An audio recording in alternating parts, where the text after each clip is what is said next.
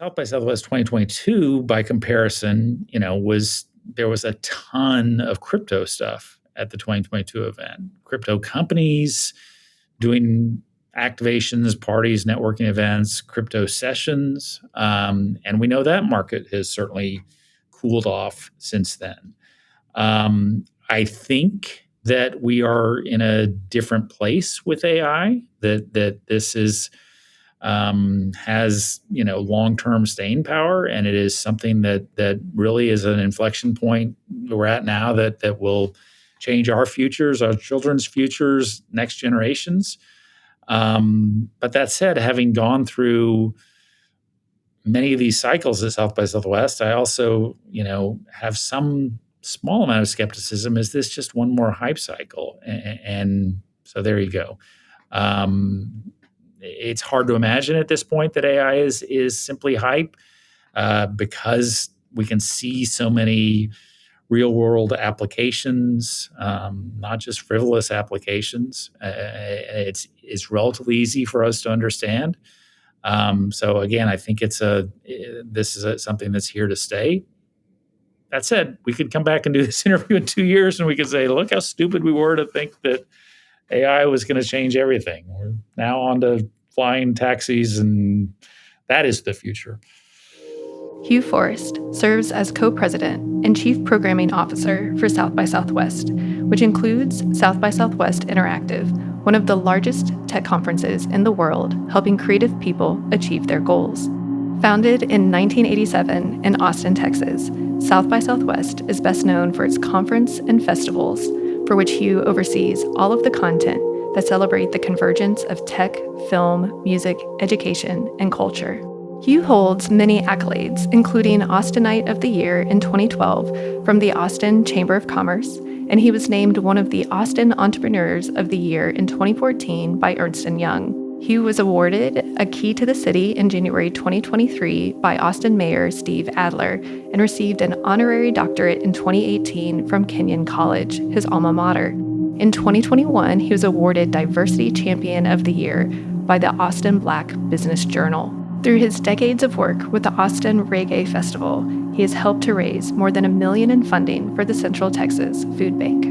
As a longtime South by Southwest fan and attendee who has also had the great honor to advise and speak there for many years, I've gotten to know Hugh and see all the hard work he and his team do to make the magic that is South by Southwest possible. The next South by Southwest will take place March 8th through 16th in 2024 in Austin, Texas.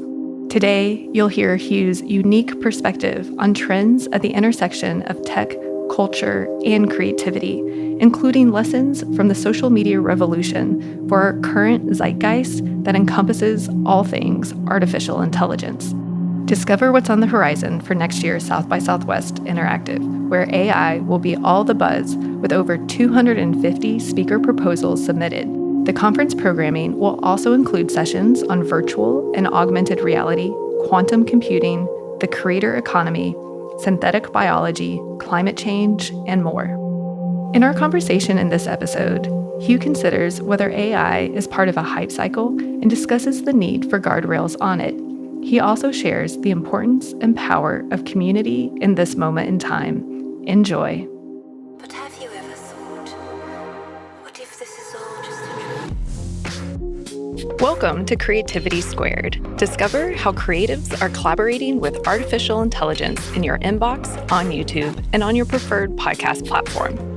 Hi, I'm Helen Todd, your host, and I'm so excited to have you join the weekly conversations I'm having with amazing pioneers in the space. The intention of these conversations is to ignite our collective imagination at the intersection of AI and creativity to envision a world where artists thrive.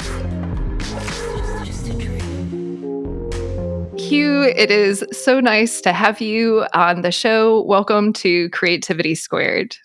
Thanks, Helen. I'm really excited to be here and excited to have a fantastic conversation about creativity and about our journey at South by Southwest and what's coming in 2024 and all kinds of cool things like that.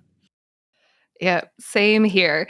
I've been going to South by Southwest since 2009. It's a big part of, I would say, my life, to be honest, and especially the March journey down to Austin every year. But for those who may not know about South by Southwest, especially the interactive portion, I'd love to have you kind of introduce it and then also more really your origin story since you're so tied to the beginnings of South by Southwest. It makes me sound so old, Helen, which is not true. So South by Southwest is a festival of creativity, a celebration of creativity that happens every March in Austin, Texas. It started out as a music-only event way back in the dark pre-internet ages of 1987. In 1994, we added film and what was then called multimedia to the mix. Since 1994, we've added a number of other verticals, everything from health and med tech, food, fashion, style, government, social media, psychedelics, cannabis, sports, pivoted a whole lot. But the bottom line and the North Star, and aligns, I think, really well with your focus on this podcast, is a massive focus on creative people in a city that has always cultivated creativity. And that has always been a formula for something really, really compelling. And let me just add a little more context that when I say festival, we are essentially two things that are kind of mashed together. By day, we are a conference with lots of panels and presentations. And when I say lots, I mean like somewhere in the neighborhood of 1,500, 2,000 panels and presentations. By night, although also by day, we have a giant South by Southwest Film Festival, as well as a giant South by Southwest Music Festival. The film festival will have 300 to 400 different films, everything from docs to narrative features, shorts, lots of really cool stuff, independent stuff, lots more mainstream stuff. On the music side, we'll have somewhere in the neighborhood of 1,500 bands from all over the U.S. and all around the world, all different types of music. So again, this all flows into this massive, massive, massive celebration of creativity in all its many, many, many different forms. Well, and one thing that I found fascinating is one of the reasons how you got hired for South by Southwest is because you had a computer and they didn't.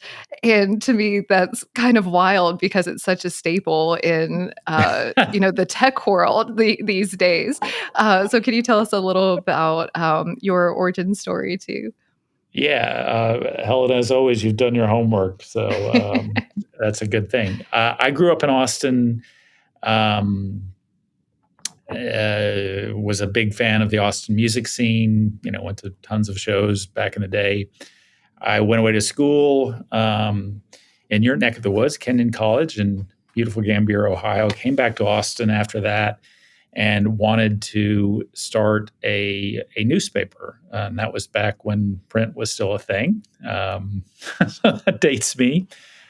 So I started a newspaper in 1986, I think, 85, 86. This was called the Austin Challenger, which seemed like a really good name for a feisty young publication. It was an alternative publication. I always say it was less alternative because of its politics and more because of its publishing schedule. We were supposed to be monthly, and we never really were monthly. It was never really a money-making venture. I was doing other jobs to try to stay afloat, and I was borrowing lots of money from my very generous dad to stay afloat. And at one point, he told me, or he suggested to me, that hey, there's this new thing called desktop publishing, and I think you could save a lot of money if you embrace this, because right now, one of your second biggest expense is typesetting, because that's what you did back in the day. And of course, being 22 years old and knowing everything about everything, as most 22-year-olds do, I said, well, that's a great idea, but you don't understand. We need this really expensive typesetting because, our readers will rebel if it's not 300 dots per inches or something. And 6 months later, went back to him and said, yeah, that idea of having a desktop publishing, that's a pretty good idea. Let's see if we can pursue that. So the whole idea, and if you want to go this way, I will buy you a Mac Plus and a laser writer. And at that point, Apple was really pushing to try to get into the education market. So he was a professor at UT. He could get these items at a fairly large discount. We went out and bought this stuff. I learned PageMaker 1.0 at that point, or 2.0, and this did extend the life of this paper for another year. The Challenger was kind of friendly rivals with another newspaper in Austin called the Austin Chronicle. And I say friendly because, kind of covered some of the same things, but the Chronicle had a huge staff. The Challenger didn't really. It was kind of me. The Chronicle was weekly. I was, every 6 weeks at best. But I knew these folks, and they had, in 1987, they started this cool thing, or this new thing called South by Southwest. And of course, since I was this feisty alternative publication, we wrote in the Challenger about how horrible South by Southwest was and all this stuff like that. Anyway, I got a call from my current boss, Roland Swenson, in I think March 1988, and this was 10 days before the second event was supposed to begin. And he said, well, we're wondering if we can put our database on a computer. And I said, well, computers are good for a lot of things. Databases are really good. And there was a little bit of a pregnant pause. And he said, well, how about your computer? So I came into the South by Southwest sphere because I had a computer and they didn't. Previous to my Mac Plus, they were doing all their databases on a huge, on an old typesetting machine, which was like this, basically a tank. And having a Mac Plus made it a little bit easier. I remember we spent like 3 days straight typing names from this typesetting machine into this Reflex program on Mac Plus. It kind of worked. It didn't work. But anyway, somehow I impressed Roland enough that I was then eventually became the first paid employee at South by Southwest. And again, as you said, and long story made short, I got hired because I had a computer and they didn't. It's always funny to tell that story on many levels, not the least of which is that, it was a Mac Plus, which is like, that much of our current smartphones. And then roughly 5-6 years later, when South by Southwest decided to add film and quote multimedia to the mix, Roland said, well, you have the computer. I guess you understand technology. Why don't you help manage this multimedia thing? And that was, the biggest misjudgment in the history of misjudgments. And then I can barely turn on a computer. But sure, that sounds like a fun thing to do. So when we launched this, or added this multimedia thing to South by Southwest, at that point, cutting edge technology. I mean, yes, the internet was out there, but it really wasn't a mainstream / commercial thing at that point. So really the first couple of years, we were focusing a lot on the power of CD-ROMs, and hence the idea of multimedia. We changed the name from multimedia to interactive late 90s. That seemed more in line with where this medium was going, as well as this internet thing that was beginning to blow up. That said, we had a really hard time finding our audience on the interactive side of the fence. On the music side of the fence, this South by Southwest immediately resonated with the music industry, with musicians, with people in Austin, people in Texas who are music fans. On the tech side, we really had a difficult time. And there was kind of a joke, but always like look, they're the cool kids, musicians on that side of the room. They're the tech folks on this side of the room, and they are oil and water. They do not mix. Why are we doing this? We're trying to put chocolate and peanut butter together. They don't mix. It's not the right way to go. And Roland would always say to me, "Well, just let's try it one more year. Maybe it works, and if not, we'll revamp this." But eventually, in the early 2000s or mid 2000s, we ended up being in the right place, the right time on social media, where a lot of the early pioneers and early visionaries, idea makers in this social media space were at South by Southwest. And, it's hard to remember now or think about now when social media is so much a part of so many of our lives, or maybe we're withdrawing from that a little bit, but we understand what it was. But early in the 2000s, people didn't really, social media was a new thing. There was a learning curve here, and we were a place that a lot of people, South by Southwest was a place that a lot of people came to learn about social media, particularly from the people who are really envisioning it. So this focus on social media was one of the things that really pushed the growth of this interactive event, as well as pushed the growth of South by Southwest, and certainly somewhat of a turning point or watershed moment for us was 2007, when Twitter, what we now know and love as X, essentially launched at South by Southwest. I say essentially because they really didn't launch at South by Southwest. They had been out for a while, but they had a big presence at the 2007 event, and they had relative to their size at the time, they had a huge spike in usership. And so they were always very kind to credit South by Southwest as the place they launched.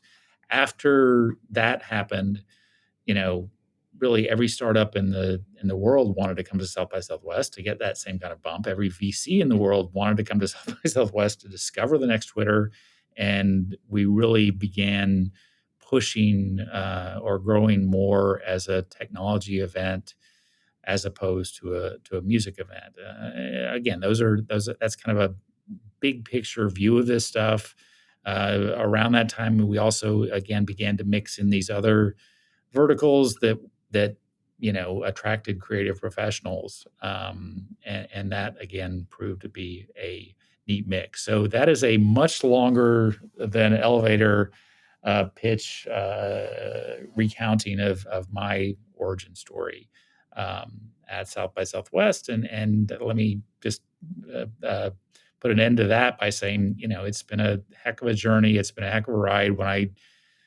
When Roland called me back in 1988 about using my computer, I never envisioned that this would be more than just a 2-day gig or something. I never had any conception that we would grow this thing to the size and scale that we have been fortunate enough, or it's been fortunate enough to grow to. So again, it's been a hell of a ride. Yeah, and it's amazing to me just how quickly the technology has changed in your tenure from you started at South by Southwest with one computer, and that was so cutting edge. And now you go and, I think one of the favorite presentations is always Amy Webb, who's a brilliant futurist, talking about everything that's coming from like quantum computing onwards and it just keeps on speeding up so fast. But one thing that you said about the change from the interactive to the music. I remember some of my first early memories of South by Southwest because a few years I stayed for the full week, which is a lot energetically to do interactive and go to music. And on Wednesday, it's kind of like this transition day, and it went from like total tech nerds, like with multiple phones. Everyone's around the plugs, with computers working. And there's like this visceral change of like all the tech nerds leaving. And then all these cool musicians from all different types of genre, from like hip hop, country, grunge, whatever was showcased. And it was like such a visceral change in the demographics of. But I feel like now it's a little bit more blended of the conferences together.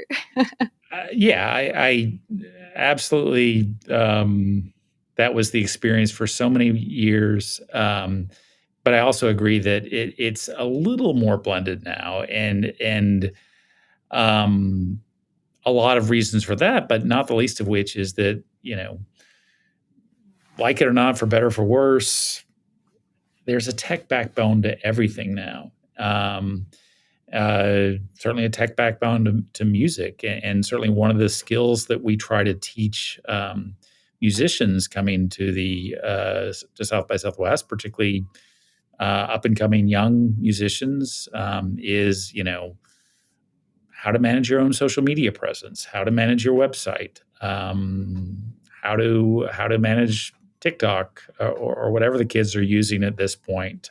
So again, it is a little more blended now, but yes, you are very much correct that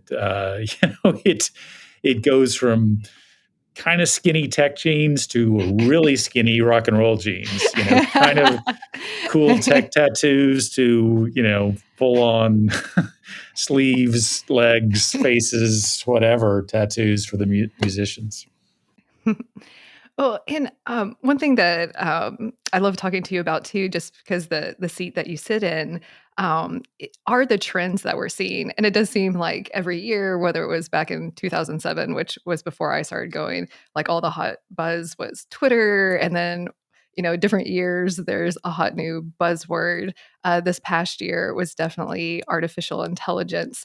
But can you kind of tell us some of the trends that you're kind of seeing right now in this moment in time? Yeah, definitely 2023, the March 2023 event.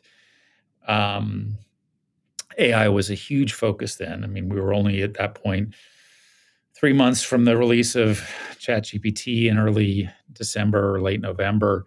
I think that will probably remain the most prevalent trend at South by Southwest 2024.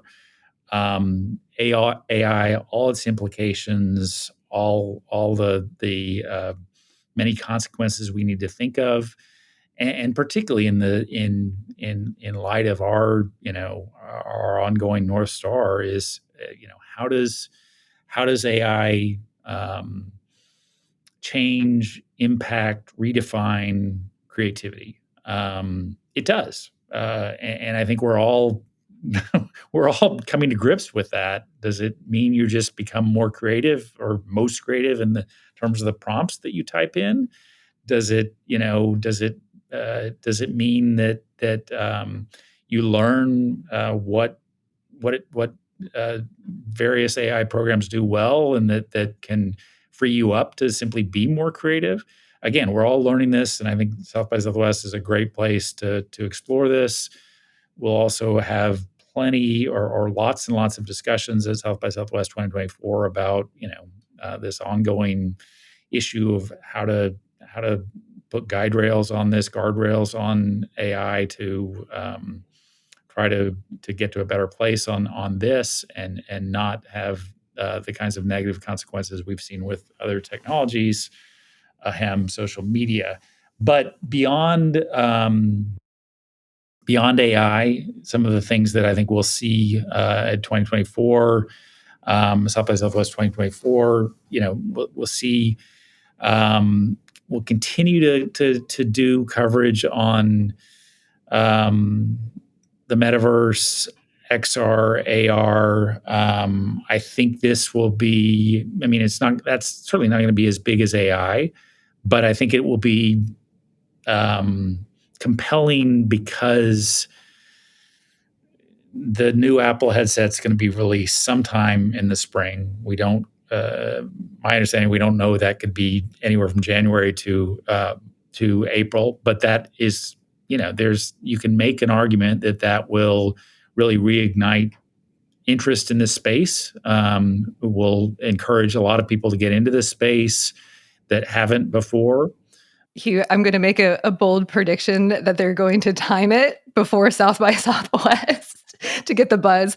One thing that OpenAI, I feel like they missed by a day is that they actually released ChatGPT 4 like the Tuesday after Interactive, or like the day after Greg Brockman was on stage. Like it was 1 or 2 days too late of South by Southwest, and I feel like they should have done it right before Interactive started to like really maximize the buzz. So that's my bold prediction that they're going to do it before South by Southwest Interactive.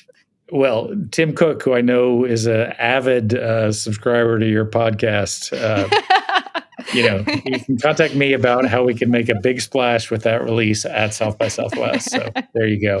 I think we'll also see some content on quantum computing, the possibilities, the potentials, the pitfalls there. I think we're still a little bit away from that. Really becoming something functional, but South by Southwest should be about what's in the medium term or long term future. So again, we'll see some content on that. Certainly, continue to push on synthetic bio and what's happening there. You mentioned Amy Webb before. That's certainly been a big focus of a lot of her research. Additionally, we'll have lots of content on all kinds of developments in the music and film and TV industry. One presumes that the strike that we're seeing as we record this on August 3rd will be long over by then. But I think that, the bigger picture of the strike is that Hollywood, as with every other creative industry, is wrestling with these, with how these new technologies, i.e. AI, impacts their future. Certainly we'll see a lot more or continue to see a lot more content on transportation innovation. See a lot of content on climate change and particularly potential solutions or ways to mitigate climate change. We will continue with the energy track that we introduced in 2023, which specifically focuses on, renewables, alternative energy, a lot of food stuff, which in many ways flows into that climate change content, more sports, more style. Again, it is a great place to meet, connect, learn from, be inspired by very, very creative people from very, very different industries. And back to your kind of the initial focus on this is that we've always had the belief that you can learn a lot from very creative people in the industry that you work in, period. You can also learn a lot and often even more from very, very creative people in other industries and learn from their creative process, their work process, the way they approach and overcome problems. And that's, again, always been our general formula for success is mixing creative people from various different industries, letting them learn, be inspired by each other, watching the new opportunities come out of the event, and just being a convener and a platform where so many creative people can share ideas, and that's a huge honor, and it's what makes South by Southwest special. And one thing that I really love about South by Southwest too is it's such an ideas forward conference. I've got to have the amazing privilege and honor of speaking, I don't know, 4 or 5 times now. And, even though Tim Cook is, and this podcast is so famous, and Tim Cook is a listener, that I get to be on stage at the same time. There was one year I almost wanted to skip my own session because the Game of Thrones cast was on another stage, but to be able to really surface the ideas that are very cutting edge at the time alongside the people making the tools and, maybe bigger names in the tech world. So I love that and I the think whole you're actually process. bearing the lead on that one, Helen. That Game of Thrones was on one stage at the same time you were speaking, and some guy who you may have heard of before, named Joseph Biden or something. Oh, it's Joe Biden. He was on the other stage at the same time. That is Uh, very true. and we've got a great photo of the Game of Thrones folks with Joe Biden backstage, and you can make all kinds of uh, punchline captions of the current state of politics, right? That's funny. I'll have to find that photo. Well, and one thing too that you mentioned, like what was it? Probably 2022. Like the hot buzzword was all the metaverse, and now that's kind of a little bit crickets, but it's still around and still part of the programming for or was part of 2023 and will be about 2024. But Yeah, what I is mean, your I think sense? that in part because of 15 years ago with Twitter, but just in part of how the world works at this point, South by Southwest has become um, front and center on a lot of these new technology hype cycles. Were we doing this interview a year ago, and you asked me what's going to be the biggest trend at South by Southwest 2023, I would have said metaverse. We had just done our speaking proposal process, and we had scores and scores and scores of speaking proposals about the metaverse. Facebook/Meta was pouring millions and billions of dollars into this. That market has certainly cooled in the 12 months since then. It's not gone away. It's going to come. It will happen in one form or another. And I think the most accurate way is to describe it as the metaverses, because I don't think there's going to be one thing. 2021, or so that's excuse me, 2020, South by Southwest 2022, by comparison, there was a ton of crypto stuff at the 2022 event. Crypto companies doing activations, parties, networking events, crypto sessions. And we know that market has certainly cooled off since then. I think that we are in a different place with AI, that this is has long-term staying power, and it is something that really is an inflection point we're at now that will change our futures, our children's futures, next generations. But that said, having gone through many of these cycles at South by Southwest, I also have some small amount of skepticism. Is this just one more hype cycle? And so there you go. It's hard to imagine at this point that AI is simply hype, because we can see so many real world applications, not just frivolous applications. It's relatively easy for us to understand. So again, I think this is something that's here to stay. That said, we could come back and do this interview in 2 years, and we could say, look how stupid we were to think that AI was going to change everything. We're now on to flying taxis, and that is the future. Yeah, I saw on Instagram the other day, the flying cars is a real thing now too. So Of course everything's they just are.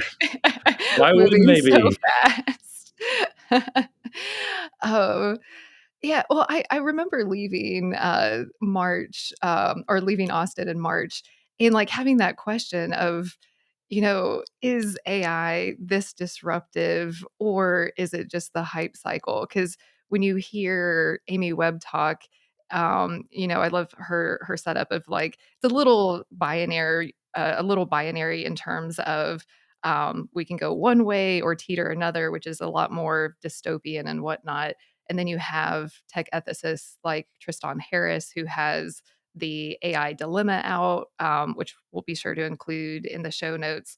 That's really I loved his setup. He's like, pretend that we're from the future coming to today, saying like, now's the time to change. And we didn't have this opportunity at the onset of social media, which for better or for worse, social media we love and hate at the same time in a lot of ways.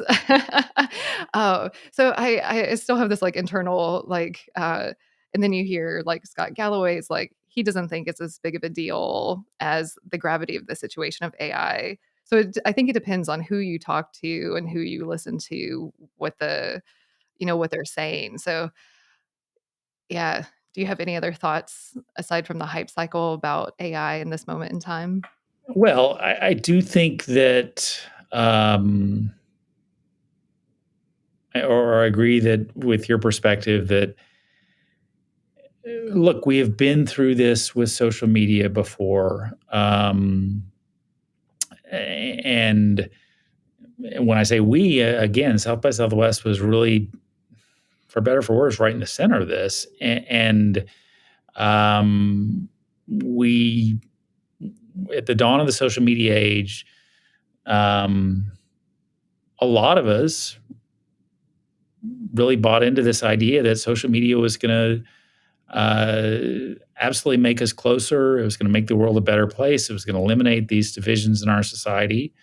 And, there have been a lot of really great things that have come out of social media. That said, we all can, I think, fairly admit that there have been a lot of negative things that have come out of social media that we did not fully contemplate, anticipate, think about when this age started.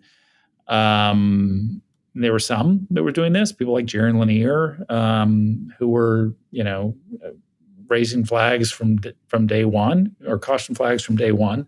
But again, I think that we've got to learn from that experience and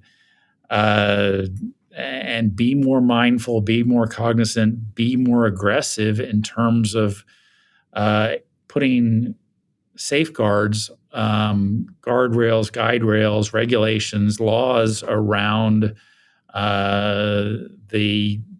this emerging industry of AI. It is, on the one hand, there is some comfort in seeing what some of the efforts that are being made now. As we taped this 2 weeks ago, the seven companies were at seven tech companies, the White House signing some kind of pledge that they were going to regulate themselves. I think we're all a little bit skeptical of this, but these are some steps that at least seem in the right direction and seem like they're more than what we had at social media. So very, very cautiously optimistic that we've learned something here. Yeah, I will be really curious to see the sessions and all the discussions in March and see what's changed because goodness, at the speed that everything's moving, I think if we have this conversation in just 2 months, it will be different than where we have it today. But as I probably say almost on every episode, I'm very pro regulation or maybe even watchdogs, or third party watchdogs, because we don't really, I think, have adequate third-party watchdogs or regulations for social media yet. So hopefully these talks do offer some hope that it's coming. Your phrase in watchdogs is good. I think also, what is different now that is tangible is the push for regulation, watchdogs, however you want to phrase it, of tech companies from our friends in Europe. And that is, that push is slowly making its way across the Atlantic. We've had a huge presence from the EU at South by Southwest over the last probably decade. One of the loudest, strongest, most passionate voices there, Marguerite Vestager, has spoken at South by Southwest many times about our need for this. So, or the needs we have here. So again, I think there is cautious optimism that we've learned something that we can create scenarios that allow tech companies, startups to innovate, but don't give them carte blanche to move fast and break things, as was the ethos 15 years ago. Yeah. Well, since the show is about AI and creativity, and we, explore the full spectrum, including the guardrails and all of that, but also the fun. And there's so much creativity, which you mentioned at South by Southwest, and I know AI is a big part of that now as well. So, what are some of the different ways that people can experience art and technology at South by Southwest? Well, uh, many. um, Art in the big picture of art. We again have this huge music festival.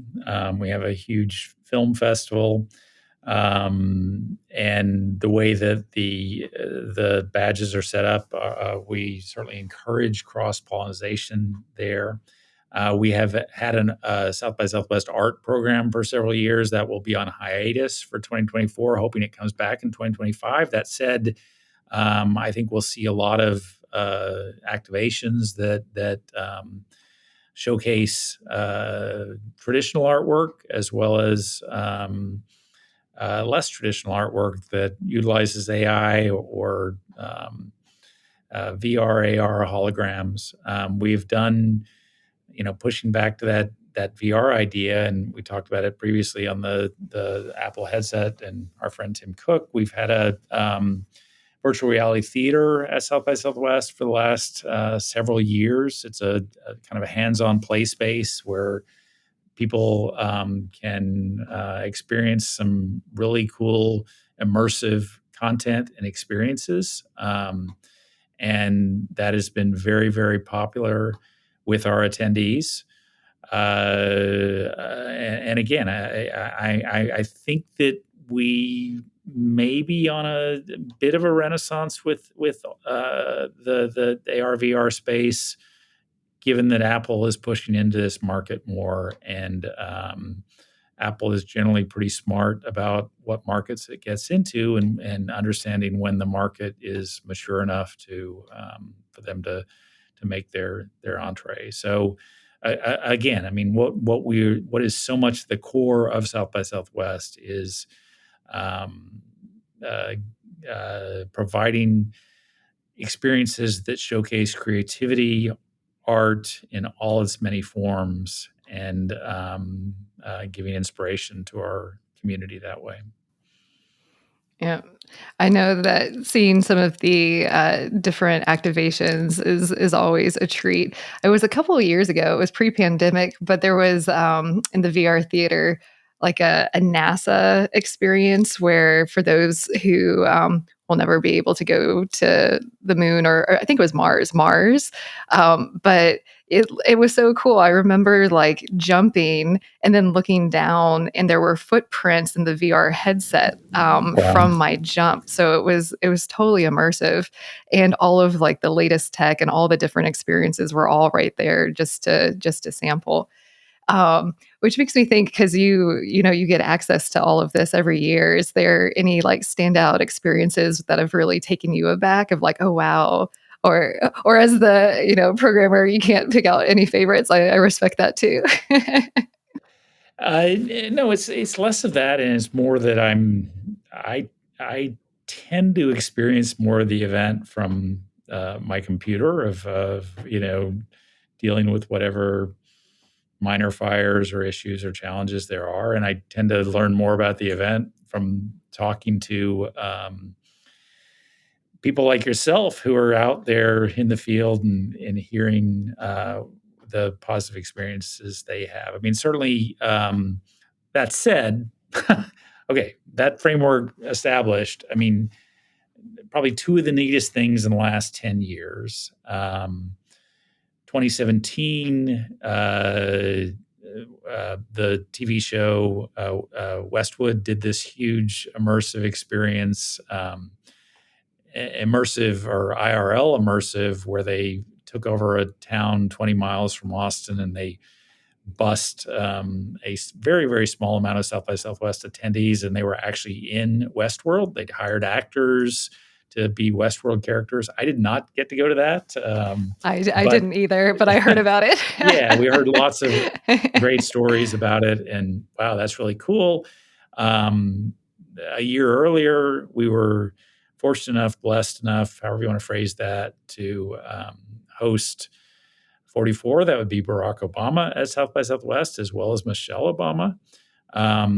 They were two different keynotes. I got to meet both of these individuals briefly before they went on stage, and those were certainly experiences that I will cherish forever and ever. And was again huge honor that we were able to host the president or the host the leader of the free world to talk about his vision of creativity at an event that he really felt was the epitome of creativity. And that was very much the focus of his talk. Michelle Obama, FLOTUS, talked about her efforts to empower women and young girls, and that's certainly a huge theme at South by Southwest, as well as how we can push the DEI conversation, how we can elevate communities that have been traditionally marginalized. So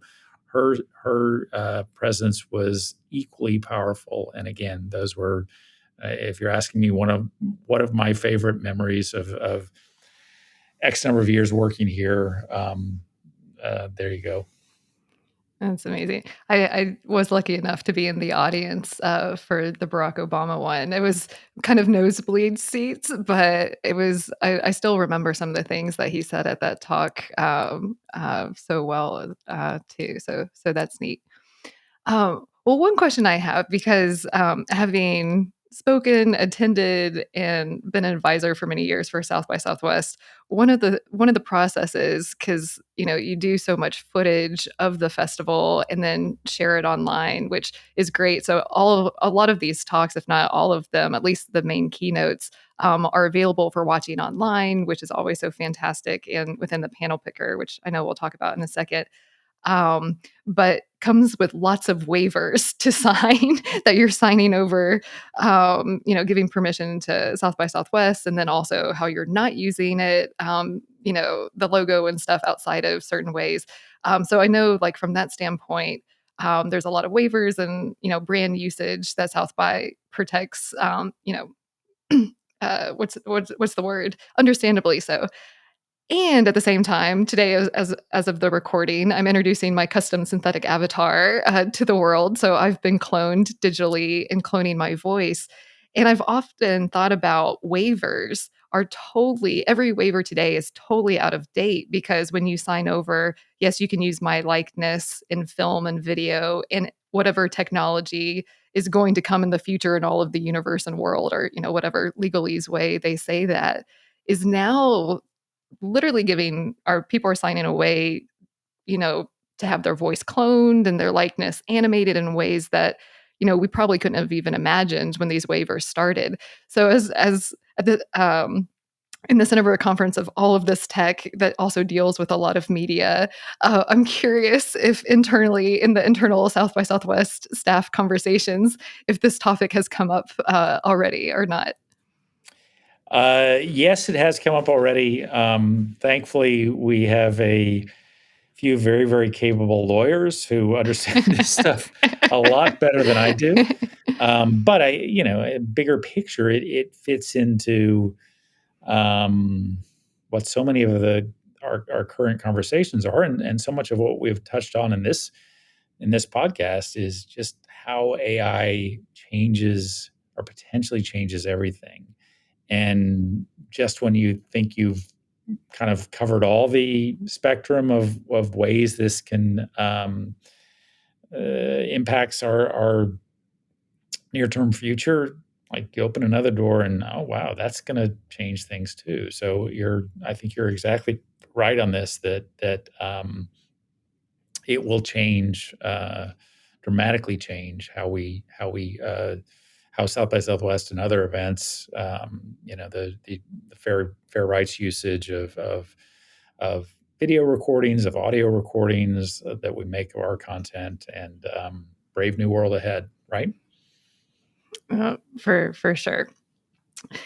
Well, and speaking of the future, well, I guess before we do predictions and stuff, looking just to March 2024, can you tell us what's in store? You kind of teased a couple of tracks, but is there anything that you want our listeners and viewers to know about March's South by Southwest?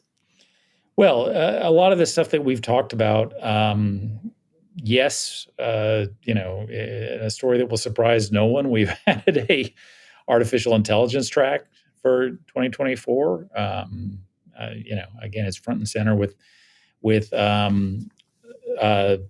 so much of of what our community is focused on. We will also have a new creator economy track. Certainly, creator economy has been around for a while, but we think that this makes particular sense at South by Southwest, because we have the music and film elements, and that this kind of bridges these many different aspects. We'll have a fashion and beauty track this year. We've done a lot of content on that in the past, but this year there'll be a full-on track on that. Additionally, things that we've done in the last few years that will remain strong for 2024. I mentioned it before, transportation track. Last year we had a track on psychedelics. That will continue in 2024, with the context there being that more and more states are changing laws on psychedelics. More and more medical professionals are open to the kind of benefits of psychedelic experiences, and there are more and more entrepreneurial opportunities in this space, and we are certainly always focused on entrepreneurial opportunities at South by Southwest. So again, I mean, it is a celebration of ideas. There is tons of different content. The principle the unifying concept that ties all this content together is again, people who are thinking in massively creative ways, thinking about tomorrow, thinking about 5 years down the line, and a great way to inspire that and that creative thinking in everyone who attends. Yeah. Well, thank you for that preview. Um, well, and one of the things that you and I both love is panel picker. And for those who aren't familiar with how the selection process, because I think it's actually a very innovative way that you all select the sessions that take place at South by. Um, and maybe share the quantity that you get. And I'm curious kind of how many submissions you've gotten for AI. And then also, why you love panel picker, because I know I go back to it too. Well, this is an interface that we've used for roughly 15 years at South by Southwest, something that we built back around 2007, 2008. And the idea was that that we have a strong focus on community at South by Southwest. Community, or creativity, and community are the two C's that really define us. And that often the community has better ideas on content than we, the organizers, have. Often they know the experts in these spaces that we don't yet know. So we created a interface where anyone in the community could enter speaking proposals, and those proposals are collected, then displayed on a voting application where again, the community, anyone who can get online, can vote on what ideas they think are best. It's simple up down internet style voting. So it serves us very well. This interface serves us very well on a lot of different levels. It creates engagement in the summer when typically we didn't have a whole lot of engagement at South by Southwest. It also helps us understand what the community is really thinking about. So,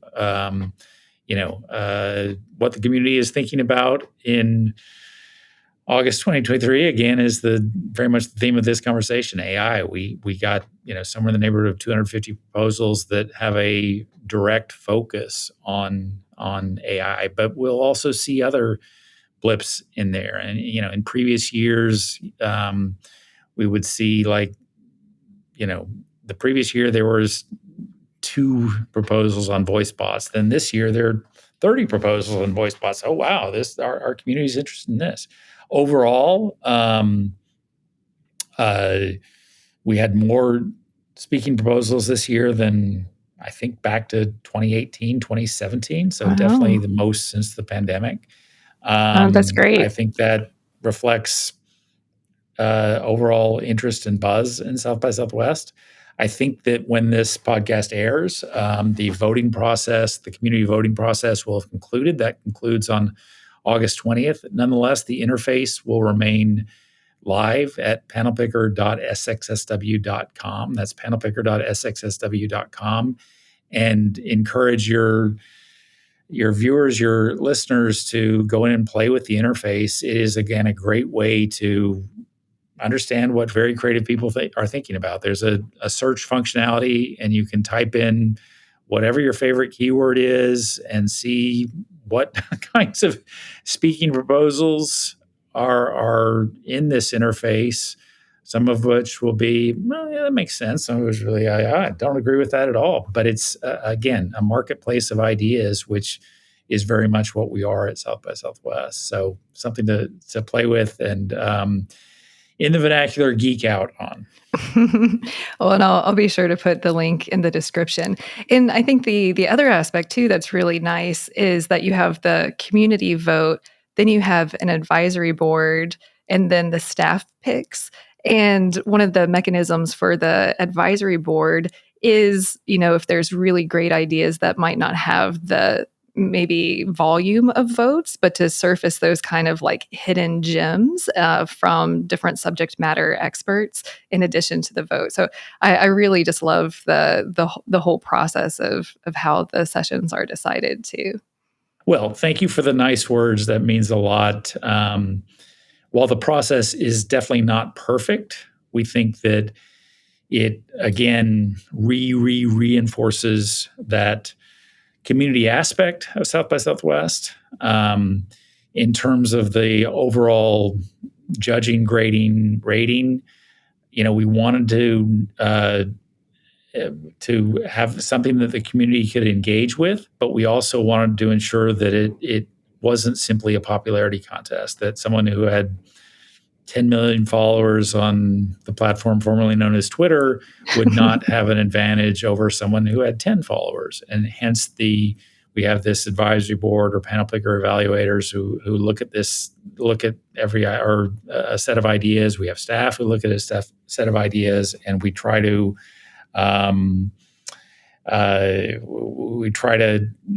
be as aggressive and diligent there to find the things that aren't hidden gems, finds the things that are obvious, that, wow, this is an amazing idea. This is perfect, as well as you say, find the hidden gems that haven't gotten a whole lot of attention, maybe from the public voting, but wow, there's some real meat here. This is a completely different take on AI, but it's really valuable.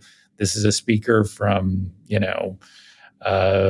Kenya, and that's exactly the kind of perspective we should have in Austin in March. Full speed ahead here, right? Yeah, I love it. Well, and one of the things that you mentioned about community, which is so core to South by Southwest, but one of the things, as we were talking before the official recording of the episode, is that you mentioned a book, The Great De-Churching. And I was hoping that you could share a little bit more with our viewers and listeners kind of about that and how you're thinking about community in this moment in time. Yeah.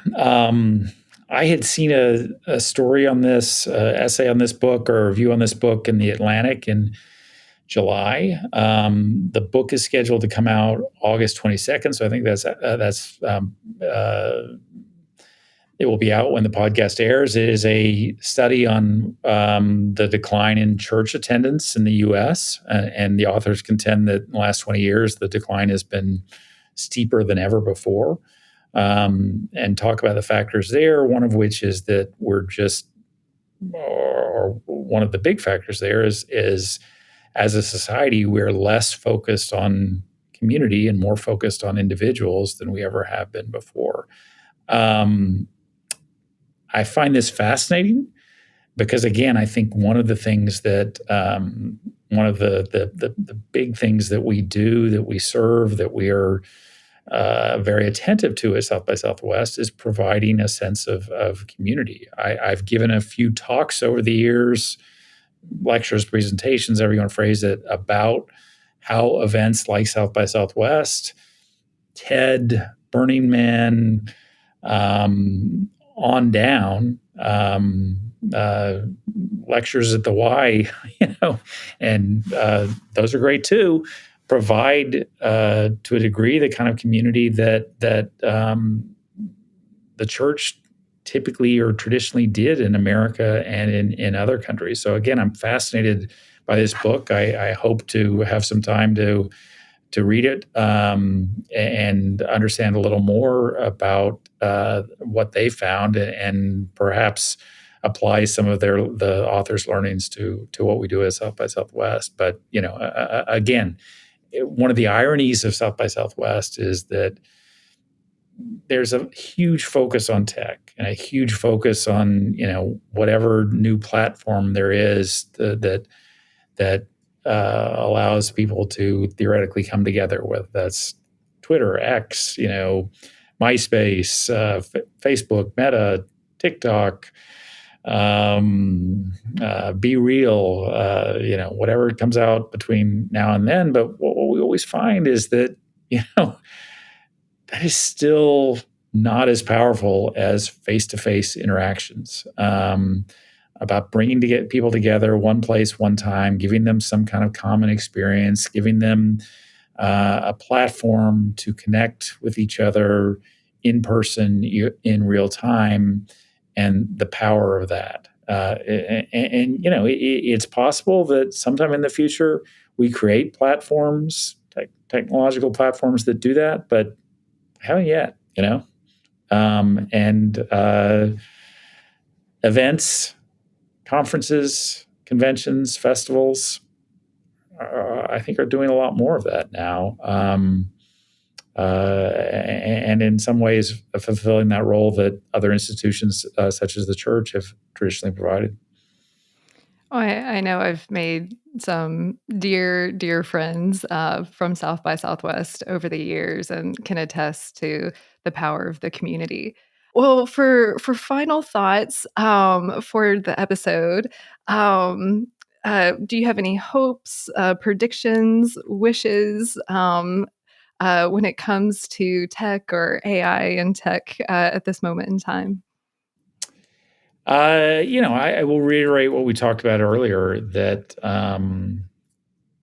I hope we can embrace this age of AI, which seems like we're on the cusp of this. We've entered into this with both enthusiasm and caution, with excitement and skepticism, with an eye towards innovation as well as an eye towards appropriate regulation. This can be a fantastic thing that can make our human experience all the more human, all the more creative, all the more magical. Or it can be something that is significantly less. And so I certainly, again, hope that we learn the lessons of what we didn't do in social media and bring this to the AI world and create a future that's much more dynamic in many ways and celebrates the power of community the power of humanity, as opposed to denigrating that, which unfortunately we saw some of with the social media age. Mm. Well, I definitely share everything what you said, and you said it so beautifully. So, Hugh, I feel like we could keep talking. We didn't even really scratch the surface of all of our book sharing notes, so we'll have to get you on the show down the line. But thank you so much for sharing so much of your time with us and your thoughts on all things tech, trends, AI, and South by Southwest today. So thank you so much. Thanks, Helen. It's been an honor to be on the show, and thanks for being such a huge part of the South by Southwest community since that first time you attended in 2009. Oh, I will definitely be back in March, and we'll see you in Austin then. Absolutely. Thank you for spending some time with us today. We're just getting started and would love your support. Subscribe to Creativity Squared on your preferred podcast platform and leave a review. It really helps. And I'd love to hear your feedback. What topics are you thinking about and want to dive into more? I invite you to visit creativitysquared.com to let me know. And while you're there, be sure to sign up for our free weekly newsletter so you can easily stay on top of all the latest news at the intersection of AI and creativity. Because it's so important to support artists, 10% of all revenue Creativity Squared generates will go to ArtsWave, a nationally recognized nonprofit that supports over 100 arts organizations. Become a premium newsletter subscriber or leave a tip on the website to support this project and ArtsWave. And premium newsletter subscribers will receive NFTs of episode cover art and more extras to say thank you for helping bring my dream to life. And a big thank you to everyone who's offered their time, energy, and encouragement and support so far. I really appreciate it from the bottom of my heart. This show is produced and made possible by the team at Play Audio Agency. Until next week, keep creating. Just a dream.